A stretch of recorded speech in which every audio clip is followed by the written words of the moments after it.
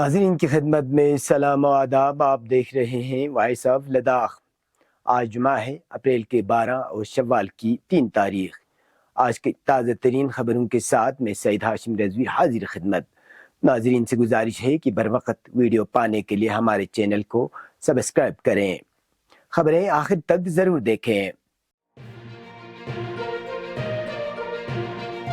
آپ دیکھ رہے ہیں آپ کا پسندیدہ news channel voice of Ladakh.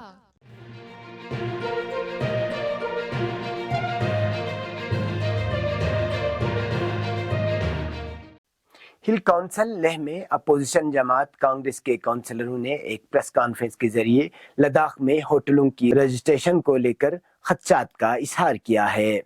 Press conference کے دوران انہوں نے لداخ کو آئین کے چھٹے شیڈول میں شامل کرنے کی اہمیت اور ضرورت کو اجاگر کرتے ہوئے کہا کہ لداخ کو یوٹی کا درجہ دینے کے بعد یہاں کے زمین، ملازمت، تجارت، سیاحت اور دیگر کاروبار پر باہر کے لوگ قبضہ جما رہا ہے، جس کو روکنے کے لیے 6 شیڈول لازمی ہے. انہوں نے کہا کہ لداخ کی معیشت کا دار و مدار سیاحت سے جڑا ہوا ہے، لیکن یوٹی انتظامیہ کی جانب سے لداخ میں ہوٹل رجسٹریشن لوازمات میں LRC یعنی لداخ ریزیڈنشل سرٹیفکیٹ کو ضروری قرار نہ دے کر باہر کے لوگوں کو لداخ کے سیاحت میں داخل ہونے کا مواقع فراہم کر رہا ہے، جس سے ہمارے روزگار پر براہ راست اثر پڑ سکتا ہے. جبکہ لداخ کو یوٹی بنانے سے پہلے ہوٹل کی رجسٹریشن کے لیے PRC لازمی ہوا کرتا تھا.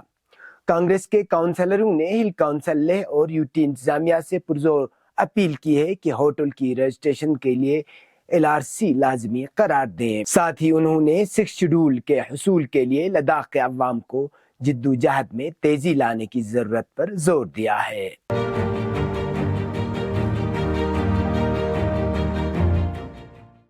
آل کرگل لداخ اسٹوڈنٹ ایسوسیشن دلی نے جمعرات کو سال 2024-25 کے لیے اہل بیت پبلک اسکول شاہین باغ نئی دلی میں مجلس عاملہ کا انتخاب عمل میں لایا، جس دوران صدر، میڈیا کوآرڈینیٹر اور فائنانس سیکرٹری کے امیدوار بلا مقابلہ کامیاب قرار دیے گئے، جبکہ نائب صدر اور جنرل سیکرٹری کے عہدوں کے لیے باضابطہ طور پر الیکشن ہوا، جس میں تقریباً 203 ممبران نے بیلٹ پیپر کے ذریعے اپنا ووٹ کاسٹ کیے. نئی ایگزیکٹو باڈی میں عرفان حیدر بطور صدر، معیم طاہر خان نائب صدر، حکیمہ بانو جنرل سیکرٹری، محمد ابراہیم میڈیا کوآرڈینیٹر اور شبیر حسین علی کو فائنانس سیکرٹری شامل ہے. انتخابی عمل کے بعد کامیاب قرار دیے گئے امیدواروں سے حلف بھی لیا گیا.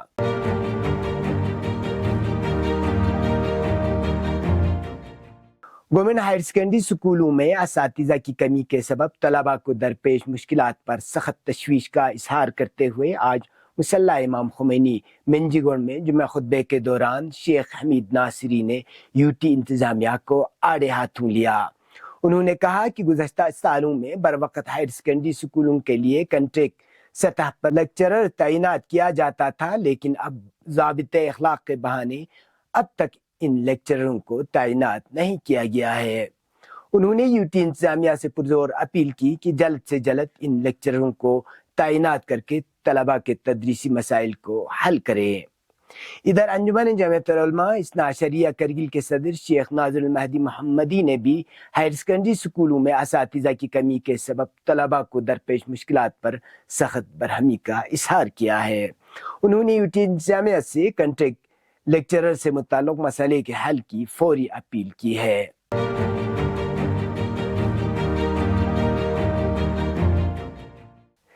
یوٹی لداخ کے LG کے مشیر ڈاکٹر پون کوتوال نے پوگا جیو تھرمل پروجیکٹ کی تکمیل کا درست اندازہ لگانے کے لیے ایک اہم ورچوئل میٹنگ کی صدارت کی.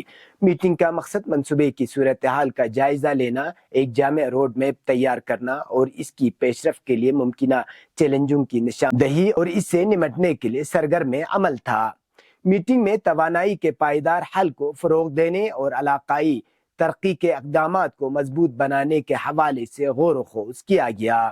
میٹنگ کا مقصد اس بات کو یقینی بنانا تھا کہ پروجیکٹ پائیدار طریقوں کی پیروی کرے اور مقامی ماحولیات کی حفاظت کرے. اس دوران oil and natural gas corporation energy centre کے ڈائریکٹر جنرل کی جانب سے ایک جامع پریزنٹیشن پیش کر کے منصوبے کی صورتحال پر روشنی ڈالی۔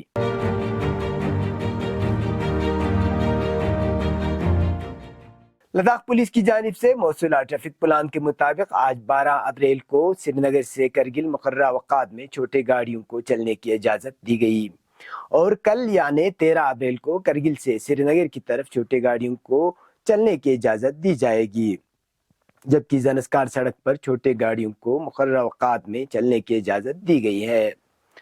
گزشتہ 24 گھنٹوں کے دوران کرگل میں درجہ حرارت 2.0 ڈگری سینٹی گریڈ درج کیا گیا، لیہ میں درجہ حرارت -2.2 سینٹی گریڈ، دراس میں درجہ حرارت -2.5 اور زنسکار میں درجہ حرارت -7.6 ڈگری سینٹی گریڈ ریکارڈ کیا گیا۔ اب پیش ہے قومی اور بین الاقوامی خبریں۔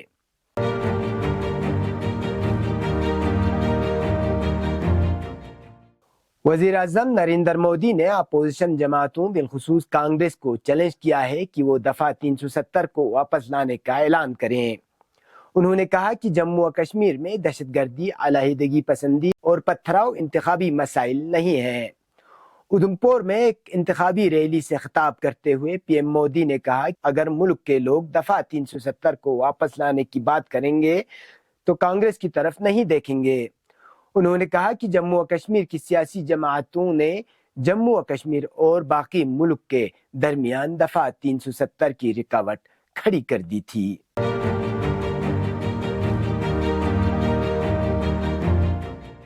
لبنانی میڈیا کے مطابق حزب اللہ لبنان نے اپنے ایک مختصر بیان میں اعلان کیا ہے کہ ہمارے مجاہدین نے لبنان کی پہاڑی کفر شعبہ میں السماقہ نامی صہیونی حکومت کے فوجی اڈے کو میزائلوں سے نشانہ بنایا جو ٹھیک اپنے نشانے پر جا لگے۔ حزب اللہ لبنان نے ایک اور بیان میں کہا ہے کہ کفر شعبہ میں صہیونی فوج کے ایک اور اڈے پر بھی میزائل سے حملہ کیا اور یہاں بھی میزائل اپنے نشانے پر لگے ہیں۔ ان میزائل حملوں کے بعد صہیونی حکومت کے جنگی طیاروں نے جنوبی لبنان کے الخیام ٹاؤن پر بمباری کی ہے۔ غاصب صہیونی فوج کے طیاروں نے جنوبی لبنان کے مختلف علاقوں پر پے در پہ بمباری کی ہے۔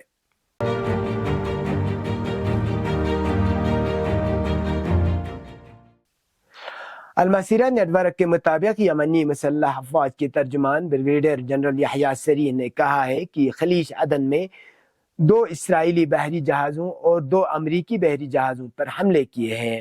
انہوں نے کہا کہ خلیج عدن میں 2 اسرائیلی جہازوں کو نشانہ بنا گیا۔ یحییٰ سریح نے مزید کہا کہ خلیج عدن میں امریکی جہاز کے علاوہ ایک اور امریکی جنگی آپریشن کیا گیا۔ انہوں نے کہا کہ ان اسرائیلی اور امریکی جہازوں کو متعدد کروز میزائلوں اور ڈرون طیاروں سے نشانہ بنایا گیا۔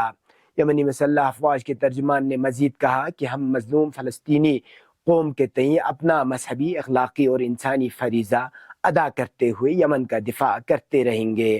یحییٰ سریح نے یہ بات زور دے کر کہی کہ غزہ پر اسرائیلی جارحیت اور ناکہ بندی کے خاتمے تک بحر احمر، بحر عرب اور بحر ہند میں ہماری کارروائیاں جاری رہیں گی۔ یہ تھے اب تک کی خبریں۔ اسی کے ساتھ مجھے اور میرے ساتھیوں کو دیجیے اجازت۔ اللہ حافظ۔